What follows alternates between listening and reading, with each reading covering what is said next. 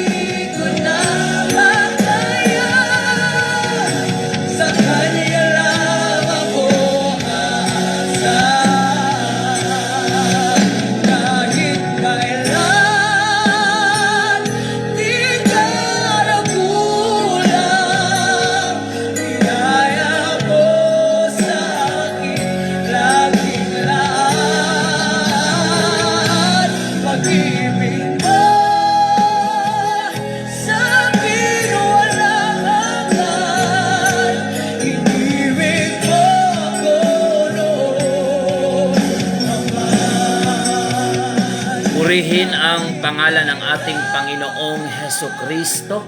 Mga kaibigan at mga kapatid, muli isang mapagpalang umaga sa inyong lahat sa pangalan po ng ating Panginoon.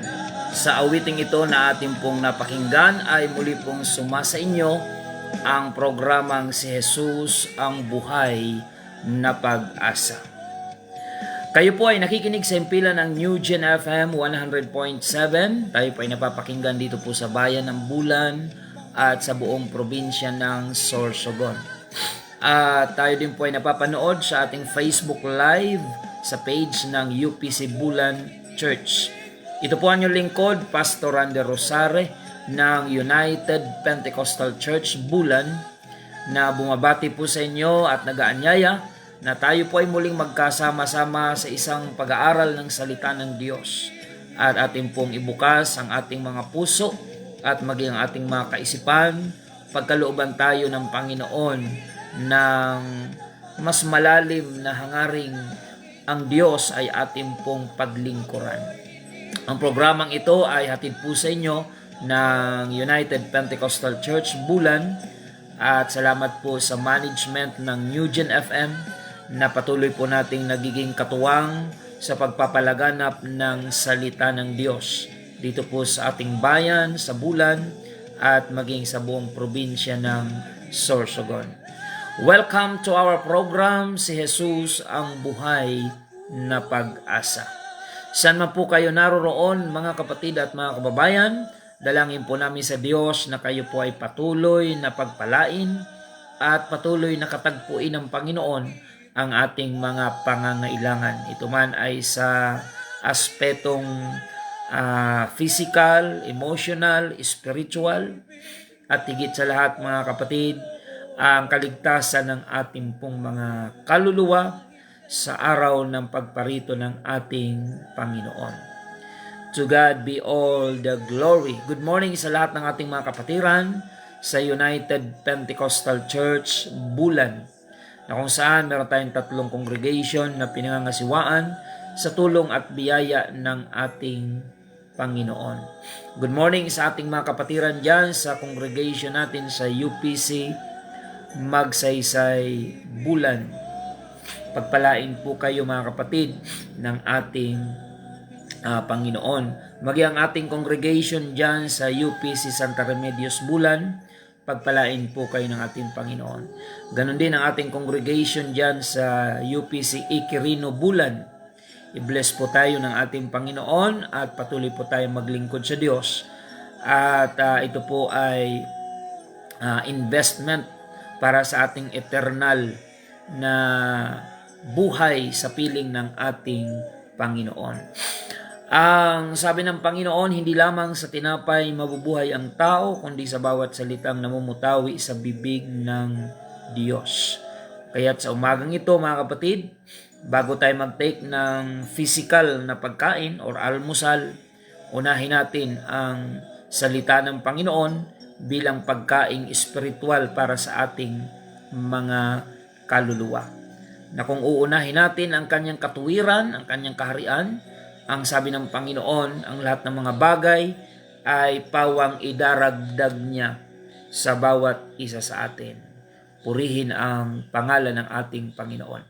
Nagpapasalamat din tayo sa ating mga kasama na pansamantala ay nag-take over ng ating program from Tuesday hanggang kahapon Thursday. Kina Pastor Alfred, yan, Brother Angelo, Brother Raymar, sina Brother Aljon, at lahat ng mga naging kasama po nila sa ating mga programa habang kami po ay naroon sa APLMC, Asia Pacific Ladies Conference. Sinamahan po ng inyong lingkod ang ating mga ladies delegates. Meron tayong 25 na ladies delegates from UPC Bulan Church, kung saan ginanap ang matagumpay na conference dyan po sa Ninoy Aquino Stadium, dyan po sa Manila. At salamat po sa Panginoon, nakabalik po tayo kagabi, mga alas 11 ng gabi from Manila mga kapatid. At ngayon, back to schedule na tayo sa ating early morning radio program. Salamat sa Diyos sa napakaganda at matagumpay na gawain sa APLMC. At congrats doon sa mga nanay na nagsikap at pinagtagumpay ng Panginoon na makadalo sa gawain ng ating Panginoon. Patuloy tayo mga kapatid sa ating programa. Inaanyayahan po natin ang ating mga kababayan. Paalala din sa mga kapatiran, ngayong darating na linggo, first Sunday of the month of March. Ayan, ang bilis ng panahon, Kaka-February lang, ngayon ay papasok na naman tayo sa March. Ngayong darating na linggo ay sama-sama po tayo mga kapatid. Dito po sa ating compound, UPC compound, Iquirino, ngayong darating na linggo alas 8 ng umaga. Paalaala po sa mga kapatiran, sa darating na linggo mag-invite po tayo ng mga visitors upang patuloy po nating akayin sa katuwiran ng ating Panginoon. And we invite also our viewers sa Facebook Live dito sa Bayan ng Bulan at maging sa ating mga radio listeners dito po sa Bayan ng Bulan. This coming Sunday mga kapatid, we invite you to join us sa ating pong first Sunday of the month of March, mga kapatid, sa ating pong malaking pagtitipon, alas 8 ng umaga, dito po sa UPC Compound, Iquirino, Bulan, Sorsogon. Purihin ang Panginoon at sa mga listener natin sa radio, bigyan natin ng panahon ang paanyayang ito. Kung noon nga yung mga paanyaya sa bisyo ay napagbibigyan natin, bakit hindi natin pagbigyan yung paanyaya na alam natin ang Panginoon ang malulugod at maluluwalhati.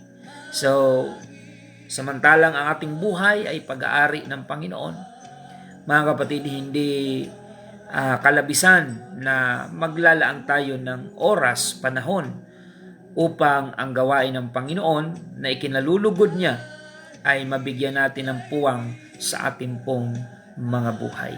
So we invite you, our listeners mga kapatid, and viewers na dito lang naman kayo sa Bulan, to attend, to join us mga kapatid sa darating na linggo, alas 8 ng umaga. Purihin ang pangalan ng ating Panginoon. At sa lahat ng mga cell group leaders, evangelism team members, Bible study teachers, so patuloy po natin na ipag-anyaya ang gawain po ng ating Panginoon. At bilang paghahanda sa malaking pagtitipon na yan, meron tayong general cleaning na gagawin Sabado mga kapatid. So instead na fasting, ang gagawin muna natin ngayon ay tulong-tulong na paglilinis sa buong building and compound. Medyo maalikabok dahil patapos na po yung ating project na pagpapatiles ng ating flooring area. So salamat sa mga kapatiran na patuloy na nakikiisa at makikiisa pa sa ating mga pagkilos for the improvement of our church building. At ito po ay sa ikaluluwalhati ng Panginoon to accommodate more souls, mga kapatid, na maglilingkod at lalapit sa gawain ng ating Panginoon. So isang linggo mahigit mga kapatid na ating pong pinagawa yung flooring area ng ating panambahan. So salamat sa lahat ng mga tumutulong na kapatiran at nakikiisa sa gawain po ng Panginoon upang patuloy pa pong gumanda yung ating bahay panambahan for the glory of our Lord Jesus Christ, mga kapatid. Salamat sa ating Panginoon at sa lahat ng ating mga kapatiran. Purihin ang Diyos, mga kapatid. At sa Sabado ay sama-sama po tayo sa ating general cleaning. Yung buong compound ay lilinisin po natin. May mga damage sa bakod. Ayan, sa mga may skill sa carpentry. Kung ano man ang inyong skill, magdala po tayo ng tools para po sa ating bayanihan sa darating na Sabado. At kinabukasan ay Linggo, sama-sama tayo sa gawain ng ating pong Panginoon. At shout out doon sa mga viewers natin sa Facebook Live na nakipag-picture po sa atin dyan sa APLMC sa venue ng gawain. Pagpalain po kayong lahat ng ating Panginoon. Thank you for always watching our daily early morning program at sa pag-share nyo po ng ating mga video upang patuloy pang marami ang maabot ng mga kaluluwa sa paghahayag ng salita ng Diyos. Purihin ang pangalan ng ating Panginoon. And by this time, mga kapatid, paalala din po, meron tayong Bible study dyan, 3:00 ng hapon mamaya, sa boundary ng Kabugaan and Padre Diaz.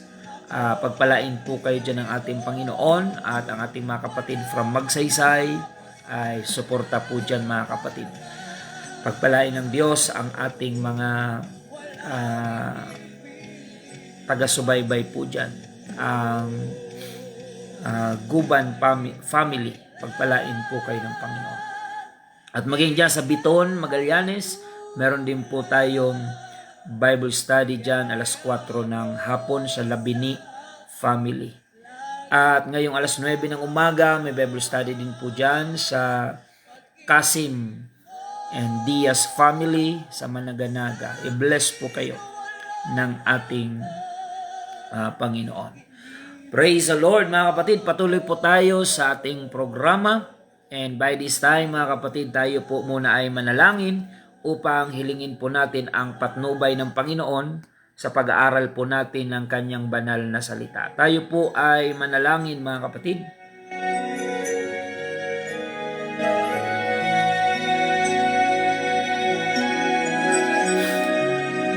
Panginoong Jesus, ngayong umaga kami po ay nagpapasalamat sa dakila mong biyaya at pagpapala at salamat sa iyong pag-iingat sa lahat ng mga delegates na dumalo sa APLMC from Manila na nakauwi ng safe sa kanilang mga pamilya, sa kanilang mga tahanan.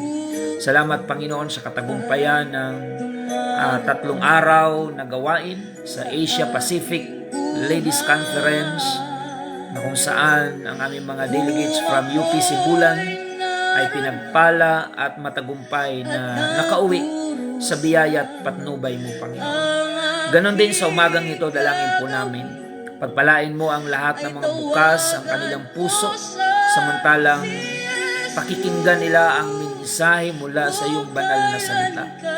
Dalangin po namin, Panginoon, ang iyong pagpapala, patnubay sa aming pagtalakay ng iyong mga salita na ito nawa ay magbigay ng kalakasan, pag-asa sa buhay ng aming mga kababayan, lalong-lalo na sa espiritual na aspeto ng kanilang buhay.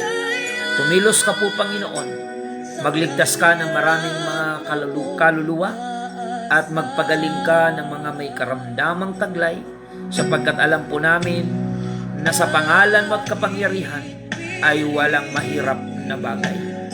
We pray, God, for the complete healing kay Sister Norma Buyal mula sa operation, gandi si Tatay Eli Murata from operation, ipagkaloob mo ang kagalingan at sa lahat ng mga may taglay na karamdaman ngayon na nananalangin at nananampalataya sa iyo. Pagkalooban mo ng kapugunan, kagalingan at kalakasan.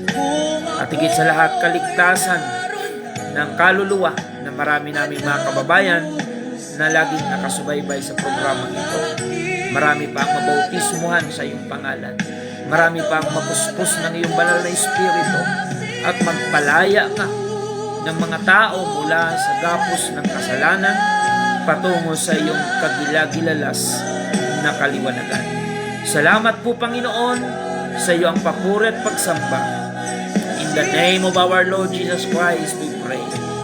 Amen and amen.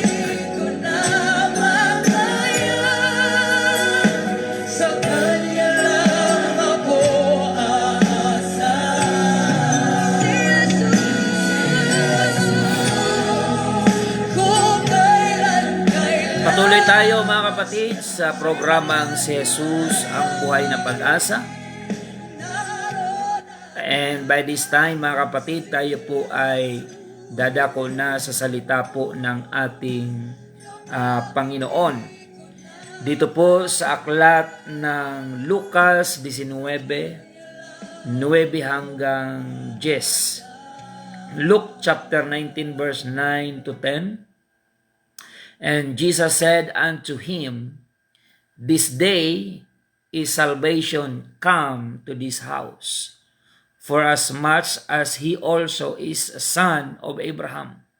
For the Son of Man is come to seek and to save that which was lost.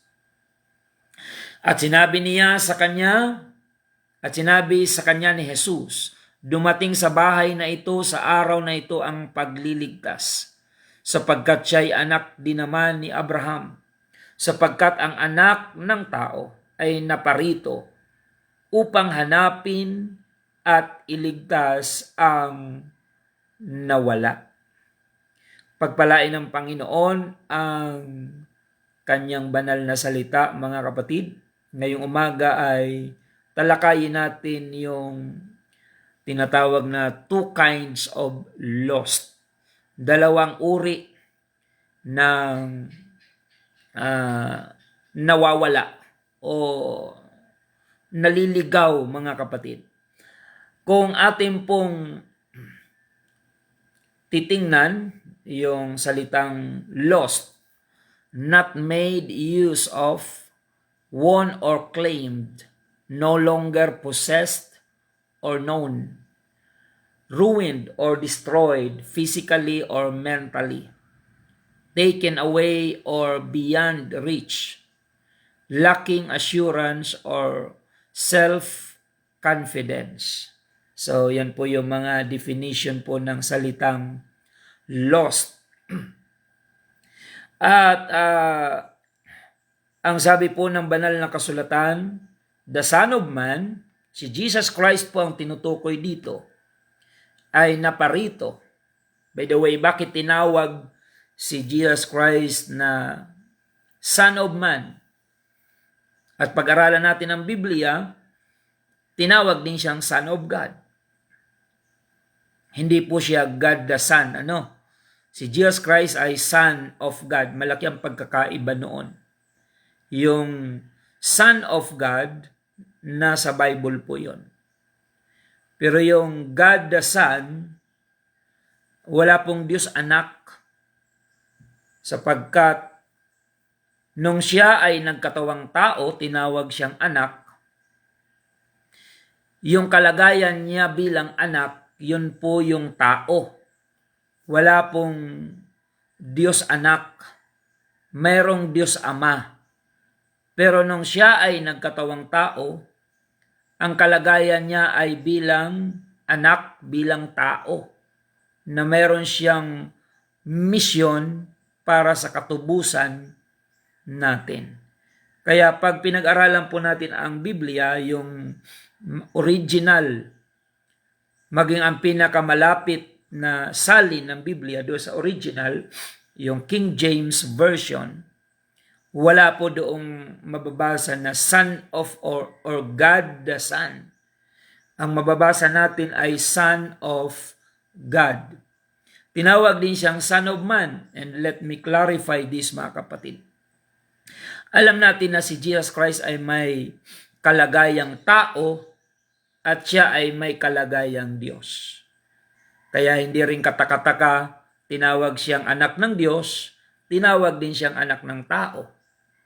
Anak ng Diyos sapagkat nung siya ay ipinanganak ni Mary, wala pong lalaki na pinanggalingan. Hindi katulad ng ating biological na kapanganakan na ang ating kapanganakan ay bunga ng pagsasama ng ating mga magulang, lalaki at babae. Pero si Jesus Christ ay ipinanganak, wala pong lalaki na pinagmulan. So kaya siya po ay anak ng Diyos. Tinawag din naman siyang anak ng tao sapagkat ang nagluwal kay Jesus Christ ay si Mary. Ano po ba si Mary?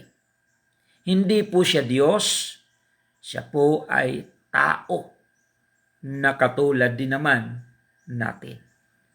At si Mary ay hindi po ina ng Diyos. Wala po kayong mababasa sa Biblia na si Maria ay ina ng Diyos. Kung mayroon kayong mabasa, pwede nyo pong ipakita sa akin at ako ay mag-a-apologize, mga kapatid, sa programang ito. At pwede rin ihinto namin yung programa pag may makita kayo na tinawag si Mary na ina ng Diyos. Di ba madalas natin marinig yan? Ginagawa pa nga yung panalangin na si Mary ay Mother of God di umano. Pero hindi po yan nakasulat sa Biblia at gagarantiyahan po namin kayo na from cover to cover of the Bible, hindi nyo mababasa yung salitang si Mary ay Mother of God. So mga kapatid, dalawa yung kalagayan ni Jesus Christ. Tinawag siyang Son of Man, tinawag siyang Son of God. Son of God sapagkat wala siyang tatay na tao nung siya pinanganak sa mundo. Lalang ng Espiritu Santo yung pagbubuntis sa kanya ni Maria. At tinawag din naman siyang Son of Man sapagkat tao ang nagluwal sa kanya. So hindi po tayo dapat malito, mga kapatid, sa kanyang katangian o kalagayan. Now, ang anak daw ng tao ay naparito upang hanapin ang mga naligaw. At sa katunayan, lahat ng tao in terms of sin, lahat tayo ay naligaw. Romans chapter 3 verse 23, for all have sinned and come short of the glory of God. Sapagkat lahat ay nangagkasala nga at hindi nakaabot sa kaluwalhatian ng Diyos. So, sa spiritual na kalagayan, lahat po tayo ay lost. Kaya nga sabi ng Panginoon, I came to seek the lost. Naparito ako upang hanapin ang mga naligaw. Saan po tayo naligaw? Naligaw tayo sa pagkakasala. So, there are two kinds of lost na mababasa natin, mga kapatid.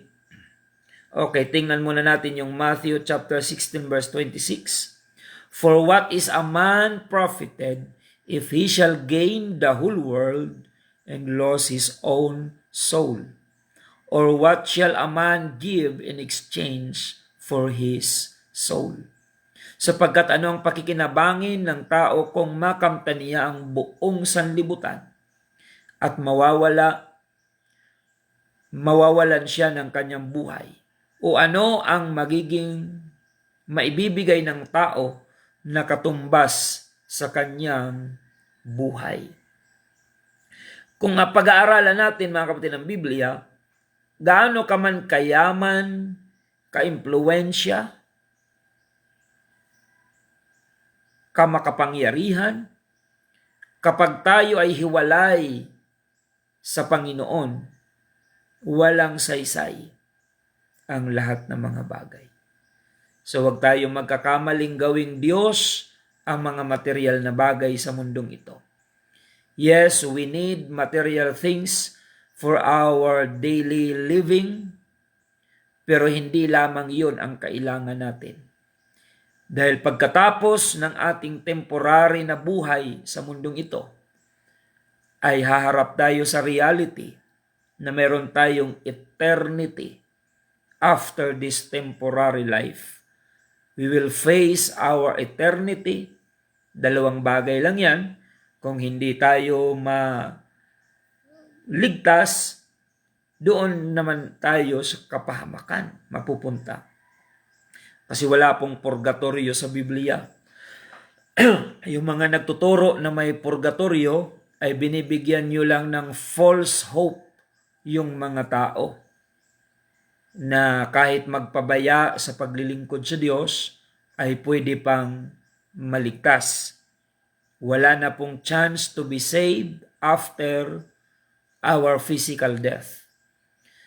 According to Hebrews chapter 9 verse 27, as it is appointed unto man once to die, and after this, the judgment. So, wala nang second chance to be saved after death. So, the only chance for you to choose heaven is now. Kaya sabi po ni Apostol Pablo, now is the accepted time, now is the day of salvation.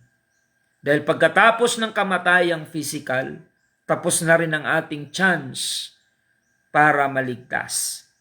Kaya habang nabubuhay pa po tayo, piliin na natin at pagpasyahan na tanggapin ang iniaalok ng Panginoon sa atin na regalo niyang kaligtasan. Sapagkat kapag tayo ay nawalan na ng buhay temporarily sa mundong ito, wala na tayong chance na maligtas kapag wala na tayong buhay. So we have only one life and we have only one chance to serve the Lord. So as it is appointed unto man once to die, and after death, the judgment will take place. Ang paghatol ng Panginoon ay hindi natin matatakasan. So kung pag-aralan natin ang prodigal son, mga kapatid, ay makikita natin yung unang lost doon ay yung alibughang anak. Siya yung lost outside the house kasi umalis po siya sa bahay ng kanyang ama. Luke chapter 15 verse 17 to 21, and when he came to himself, he said, how many hired servants of my father's have bread enough and to spare, and I perish with hunger? I will arise and go to my father, and will say unto him, Father, I have sinned against heaven and before thee, and am no more worthy to be called thy son. Make me as one of thy hired servants. And he arose and came to his father, but when he was yet a great way off, his father saw him, and had compassion, and ran, and fell on his neck, and kissed him. And the son said unto him, Father, I have sinned against heaven, and in thy sight, and am no more worthy to be called thy son. Datapot nang siya ay makapag-isip, ay sinabi niya, ilan ang mga alilang upahan ng aking ama na may sapat na pagkain at lumalabis. At ako'y mamamatay dito sa gutom. Magtutungo ako sa aking ama at sasabihin ko sa kanya, Ama, nagkasala ako laban sa langit at sa iyong paningin. Hindi na ako karapat-dapat na tawaging anak mo. Gawin mo akong tulad sa isa sa iyong mga alilang upahan. At siya'y nagtindig at pumaroon at sa kanyang ama. Datapwat nang siya'y malayo pa ay nakita siya ng kanyang ama at nagdalang habag. At tumakbo at niyakap siya sa leeg at siya'y hinagkan. At sinabi ng anak sa kanya, Ama, nagkasala ako laban sa langit at sa iyong paningin.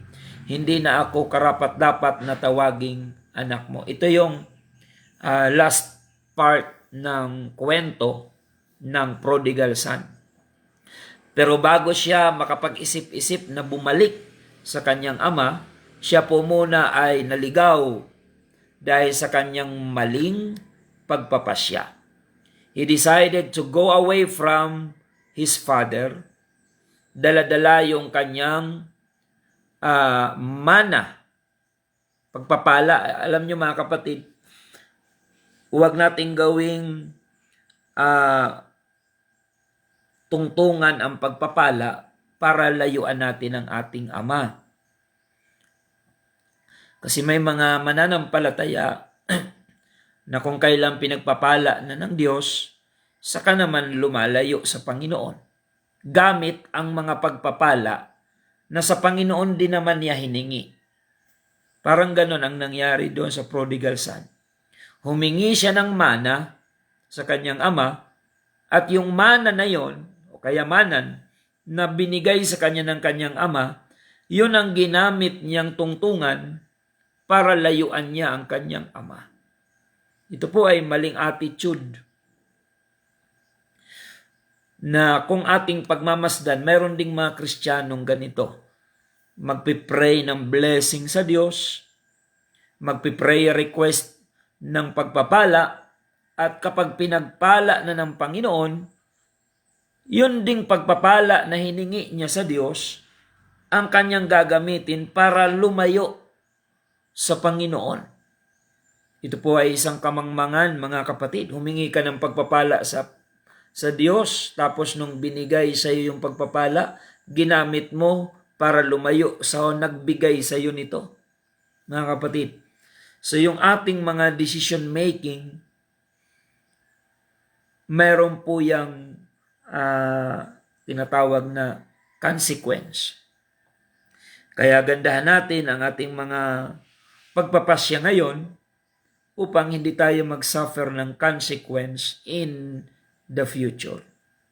So, he decided to go away from his father gamit yung blessing or mana na kanyang hiningi. At ano ba ang i-expect natin sa ganong mga desisyon? Mga kapatid, siyempre kapahamakan. Na-enjoy niya for the short period of time. Marami siyang kaibigan. Alam niyo mga kapatid, dito sa mundo ang dami kayang peke na kaibigan. Pag may pera ka, madaling bumili ng kaibigan, madaling bumili ng mga barkada kapag may pera ka. Gusto mong malaman kung sino sa mga kaibigan mo ang totoo? Hintayin mong maghirap ka. Kung may matira dyan, yun ang totoo.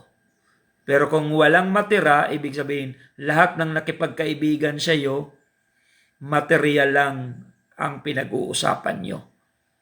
Eh nung wala na siyang material na bagay, wala na siyang kaibigan.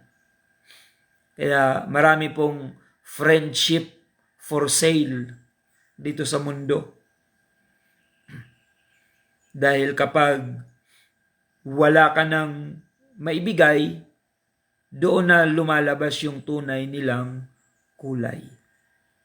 Kaya mas maganda yung friendship na hindi material ang foundation, kundi pagpapahalaga sa isa't isa, pakikipagkapwa.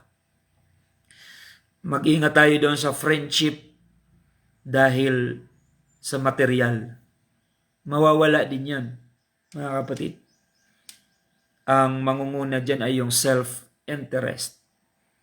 Yung makasariling objective, layunin. So, nung ang prodigal son, marami pang salapi, ang dami niyang kaibigan. Natutulong para ubusin ang kanya salapi, mga kapatid. Kaya maging matalino tayo sa pakikipagkaibigan. Hindi ko sinasabing masama makipagkaibigan, Pero piliin natin dapat ang ating magiging mga kaibigan na hindi tayo hahatakin papalayo sa Diyos, kundi kaibigan na lalo pang magpapaalaala sa iyo na ikaw ay dapat lalong maging tapat sa Panginoon. Maraming totoong kaibigan at yun ang hanapin nyo. Kaibigan na hindi ka aakayin sa kapahamakan, kaibigan na hindi ka dadalhin sa hukay ng kapahamakan, kundi dadalhin ka sa paanan ng Panginoon upang magsisi at magpakumbaba sa harapan ng ating Panginoon. Kung ang kaibigan mo niyayaya ka magsimba, niyayaya kang magbagong buhay, kasangkapan yan ng Panginoon upang ikaw ay iligtas. Good morning kay Ma'am Rhea Duran Villafuerte, dyan po sa Barangay Quezon, Cabarawan. At sa inyong buong family, si Tatay, pagpalain po kayo ng Panginoon.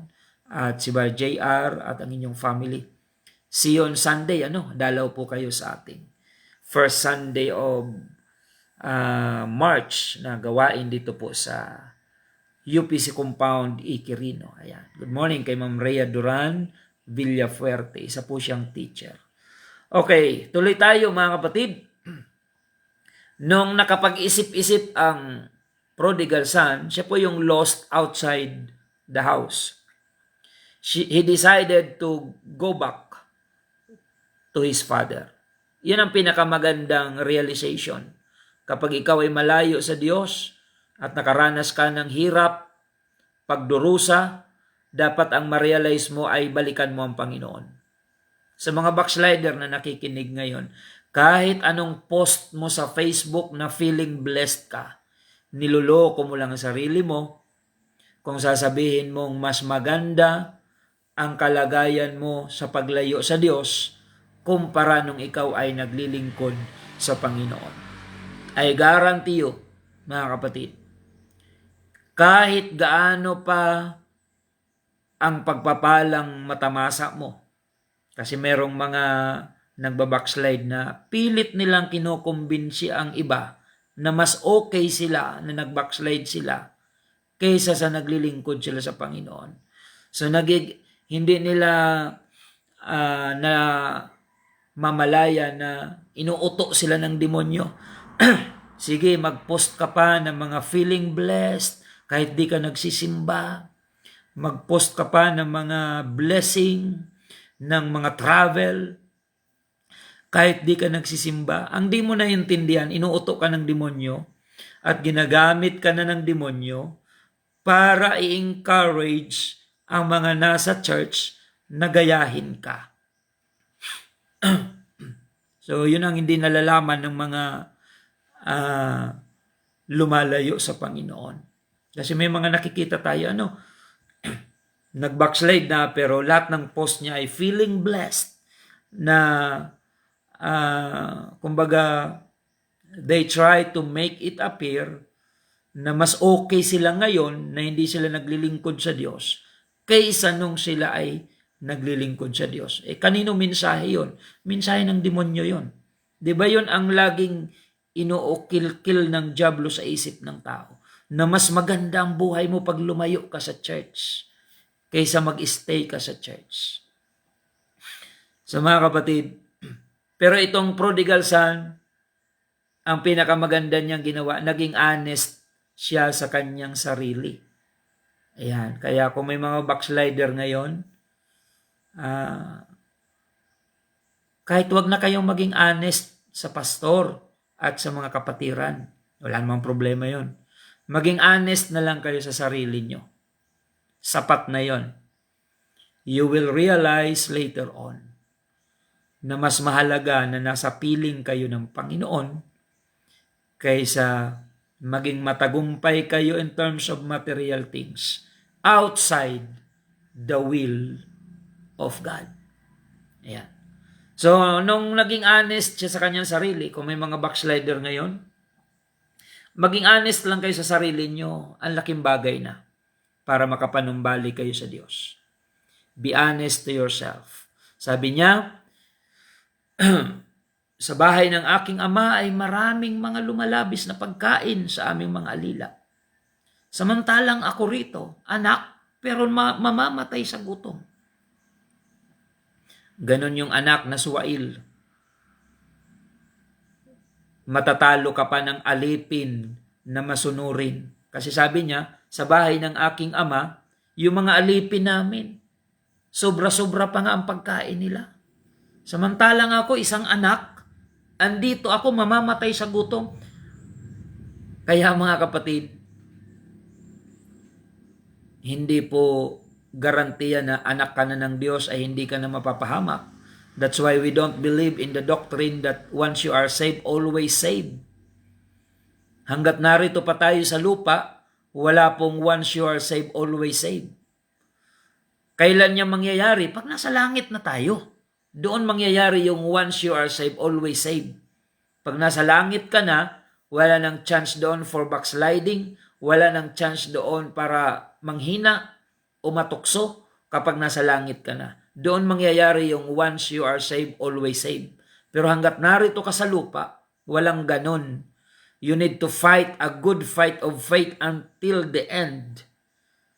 Mga kapatid, sabi ng Panginoon, ang manatili hanggang wakas ay siyang maliligtas. So, yan po yung unang lost, mga kapatid. Yung prodigal son, inamin niya sa kanyang sarili na siya ay lost. Kaya, nagpasya siya na bumalik sa kanyang ama. Ayan. So, isang malaking advantage kung ang backslider ay magiging honest sa kanyang sarili. Doon ka makakagawa ng tamang desisyon kapag inamin mo sa iyong sarili na mali ang iyong ginawa, pero hanggat pinapangatwiranan mo na tama yung ginawa mo kahit mali, hindi ka makakabalik sa Panginoon. Inamin niya sa kanyang sarili na siya ay nagkamali. Kaya plinano niya lahat eh. Sabi niya, babalik ako sa aking ama at sasabihin ko, Ama, nagkasala ako sa langit at laban sa iyo. Hindi na ako karapat-dapat na tawagin anak mo. Gawin mo na lang akong isa sa mga alipin mo. Wow, yun po yung realization na kasi nga kinuha niya na yung kanyang mana. Nilustay niya na nga eh. Naubos na. Kaya siya mismo alam niya na hindi na ako karapat-dapat maging anak. Wala na akong mamanahin. Kinuha ko na, inubos ko na. Kaya sabi niya, okay na ako maging alipin na lang ng aking ama. So doon ngayon, natuto siyang magpakumbaba. Kaya alam niyo, yung mga mayayabang, pinapahintulutan ng Diyos na diyan ay magdusa para matutong magpakumbaba. Because all things work together for good to them that love God. Kaya kung ikaw ay mayabang, huwag kang magtaka kung isang araw nagdudusa ka. May tinuturo sa iyo ang Panginoon na ikaw ay magpakumbaba. Yan. Sapagkat sabi ng Panginoon, ang nagmamataas ay binabagsak, ibinababa. Ngunit ang nagpapakumbaba ay itinataas. Wala pa pong bumagsak na hindi muna nagmataas. Yan ang law of nature, mga kapatid. Yung gravity. Kapag ikaw ay nagmataas at hindi mo na-maintain yung pagmamataas mo, babagsak ka. Very expensive po yung magyabang. Yan. Dahil kahit wala ka naman, mapipilitan kang pantayan yung mga kinaiinggitan mo dahil mayabang ka lang, mga kapatid. Wala ka namang, kumbaga, tingnan nyo yung mga inggitero-inggitera, napapagastos tuloy para lang pantayan yung kinaiinggitan nila, mga kapatid. Very expensive mag-maintain ng kayabangan, mga kapatid. Pero kung magpakumbaba lang tayo, wala tayong kakumpetensya pag ang pinipili natin ay pagpapakumbaba.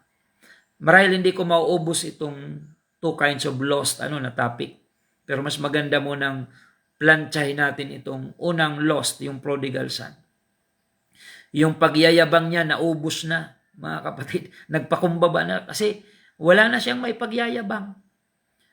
na halos kumain na lang siya ng pagkain ng baboy, mga kapatid, sa sobrang hirap na kanyang pinagdaanan. Kaya kung ikaw ay mayabang dati at ngayon ay ibinagsak ka ng Panginoon, magpakumbaba ka at magpasalamat ka sa Diyos na yung naranasan mong hirap at pagdurusa, yan ang nagturo sa iyo upang kilalanin na may mas mataas sa iyo, walang iba kundi ang Panginoon.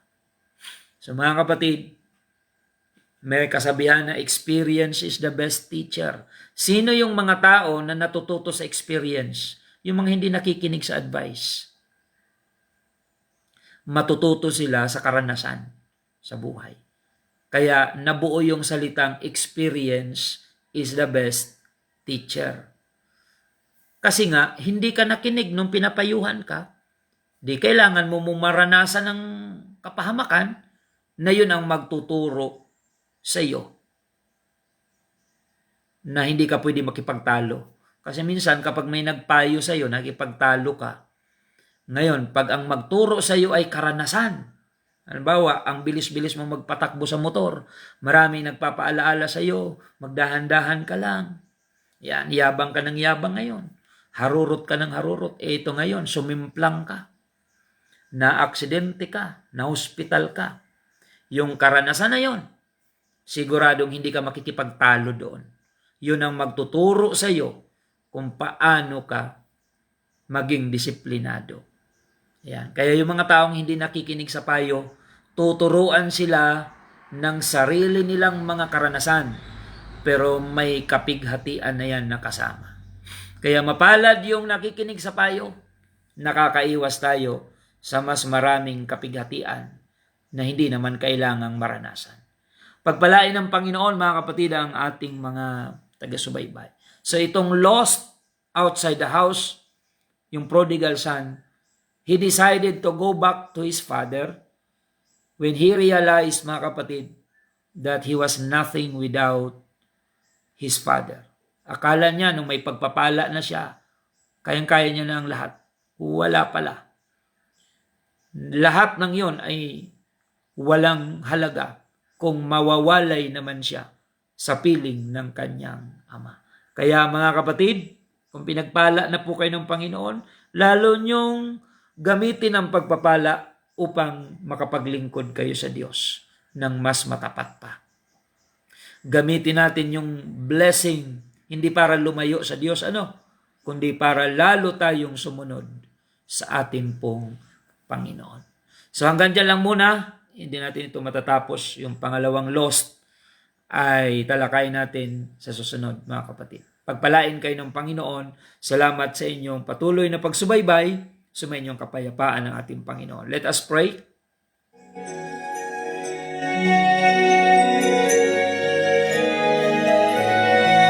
Panginoong Jesus, kami po ay nagpapasalamat sa topic na ito na kaming lahat ay nakaka-connect. Wala pang napapahamak na hindi mo na nagmataas. Itong prodigal son, na kung saan napakaganda sana sa piling ng kanyang ama, ngunit siya ay nag-adventure. Lumayo gamit ang mga pagpapala. And later on, he realized the importance of his father nung wala ng pagpapala sa kanyang kamay. Panginoon, ang laking bagay na matututunan namin sa paksang ito. Kung mayroon mga ngayon, mga nakikinig na pinagpapala mo ngunit lumalayo naman sa iyo. Pinagpapala mo ngunit gamit ang iyong pagpapala, palayo ng palayo sa kalooban. Nawa Panginoon ay ma-realize po nila yung prodigal son's experience. Na anumang bagay, materially na mayroon kami, pwedeng maubos anytime. Ngunit ang paglilingkod sa iyo, ito ang pinakatunay na kayamanan. Ang manatili sa iyong piling. Ito ang pinakamalaking pagpapala na kailangan naming i-maintain, kailangan naming alagaan sa aming pong mga buhay. Maraming salamat po, Panginoon. Pagpalain mo lahat ng nakinig sa umagang ito, nawa ay magkaroon po ng realization ang bawat isa that we are nothing without your presence. Regardless kung ano man ang mga material na bagay na pwede naming makamtan outside your will, ang lahat ng yan ay walang halaga kung ang kapalit ay mapapahamak ang aming kaluluwa. Kaya hanapin mo po, Panginoon, sa pamagitan ng mensaheng ito, ang marami namin mga kababayan na maaring nasa kategory ng pagiging lost lamb o lost sheep. Gamitin mo po ang mensaheng ito to find them whoever they are and wherever they are. Lahat ng nakakapakinig ng mensaheng ito, hipuin mo ang puso, magpagaling ka ng mga may karamdaman, magligtas ka ng mga kaluluwa, mag-restore ka ng mga backslider, Panginoon, na ngayon ay marahil ay nakikinig. Maunawaan nila ang halaga ng iyong presensya sa kanilang buhay. Salamat, Panginoon, purihin ka at sambay ng dakilang pangalan. Ito po ang aming samot dalangin. In the name of our Lord Jesus Christ we pray. Amen and amen. Praise God, mga kapatid.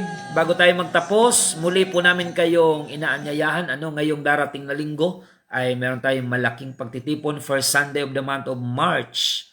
Ayan, dito po sa UPC Compound, Iquirino, Bulan, Sorsogon. Alas 8 po ng umaga ngayong darating na linggo.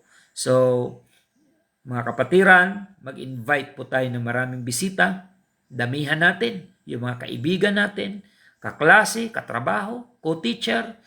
Let's invite them, mga kapatid, to join us at ma-experience po nila yung presensya ng ating Panginoon na hindi yan pwedeng pantayan ng anumang material na bagay sa mundong ito.